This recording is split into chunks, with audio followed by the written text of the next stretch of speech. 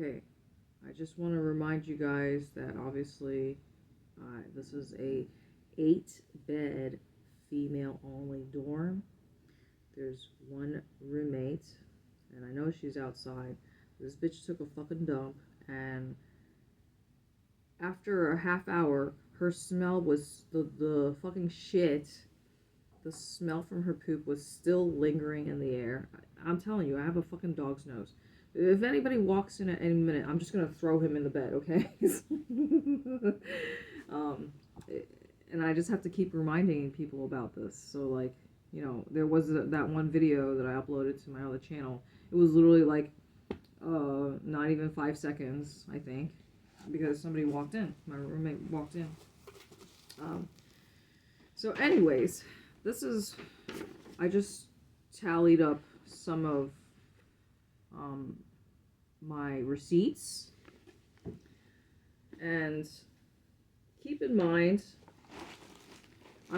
I'm bringing focus to this so that way you can understand and put things into perspective, because, like, what if you want to visit Portugal, etc.? In America, everything is much bigger. So keep in mind, the euro is stronger than the dollar. So you're paying more for less. Although, I guess you could argue that because the American food supply is just toxic chemicals, you're just feeding yourself poison. And I'm assuming that the products you buy in Europe are much healthier because they have so many banned chemicals. Anyway, I don't even want to get into that. So yeah, as you can see, like, I have small hands, but this is definitely pretty small. Now this protein shake is €3, $2.99. Let me see. I don't even have like a regular. This is a 1.5 liter bottle, and you have to like rip it out of the plastic packaging. It's not just like you have to do the work. Now, not a big issue, but I guess, like, if you're living here and it's just part of your daily reality, then it's, what do I always say? It's the little things that add up to being big things, right? For example, the broken escalator that doesn't seem to be getting addressed. It's been broken ever since I've been here, which is going on a month right now. So clearly these motherfuckers are not gonna fix it. I see, potholes or whatever you want to call it, like in the sidewalk. So like just a hole in the sidewalk. Clearly they're not gonna fix that shit.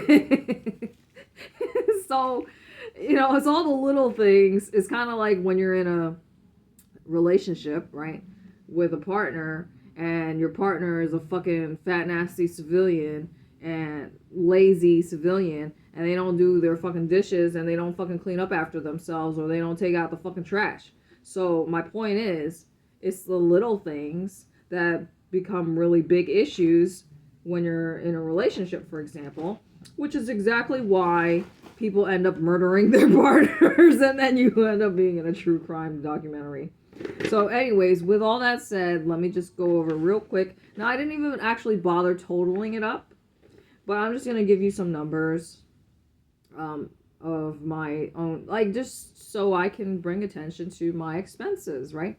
I believe I have kept most of my receipts, although I might have some in my backpack. I don't know. But I'm just giving them I'm just keeping track of expenses, as opposed to my previous way of being, which was not even bothering to pay attention to my budget, not even having a budget. So the important thing is, progress, making baby steps, improvements. So here we go. 411, and of course I put an E for euros. So everything is in euro. And that's another thing I need to check out is like when you pay, it's usually got like two options. So it'll give you the euro price and then the dollar price, and then it'll ask you if you want to accept the conversion. And I need to do research on this to see like, what is the best way to go about it, or favorable, uh, yeah, the best option. So 411, $6.30, not the dollars, 630, 625 euro, 675, 610, and that was at Pingo Doce. I don't know if I'm pronouncing it right. The supermarket. Now that's the one that is most convenient for me. However, there is literally a beggar stationed right outside as soon as you exit that fucking supermarket asking for money. It's kind of annoying. I mean, I had that literally, I just felt like I'm just surrounded by fucking homeless people, beggars asking for money everywhere I go. I don't know about your situation. Maybe you come from an affluent neighborhood and there's, no homeless people in your area, but I believe that most of us fall into the 99% category, meaning that we don't have, acres and acres of private property and we're just surrounded by poverty. Anyways, next. So Pingo Doce is your regular type of supermarket where you could get basic stuff. Solero is the more high-end health food store, which is right next door. 1013, and so I even put down that the protein shake was $2.99, and then 861. So all these things just start adding up, because remember what I said. The biggest difference is that I'm paying basically triple the price just for water, because I showed you guys in my older content my 1 gallon water storage containers, which I brought one with me, but I haven't seen any of these fucking water refill machines.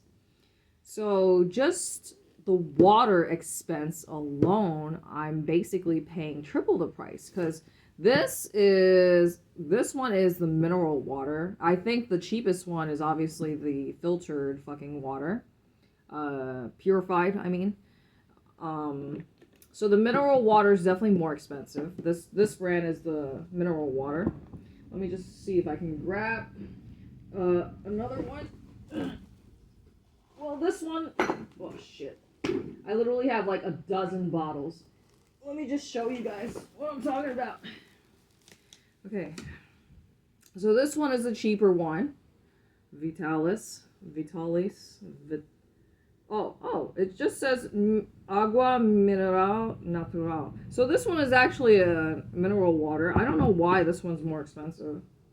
I guess it's just because it's a different brand. So I don't know why, but this one is cheaper than this one. So 1.5 liters. Basically, I'm pretty sure that this one is like 64 cents euro. And then, of course, this one is the more expensive one, because this one is the alkaline one, I believe. Mon Chic. Oh. Well, yeah. See, because it says natural mineral water, but then it's got the 9.5 right here, the pH. So that's how I know this one is the alkaline water. Look. At home, you have the luxury of, being a hoarder and stocking up on something like this. But, I'm not your typical traveler, I told you.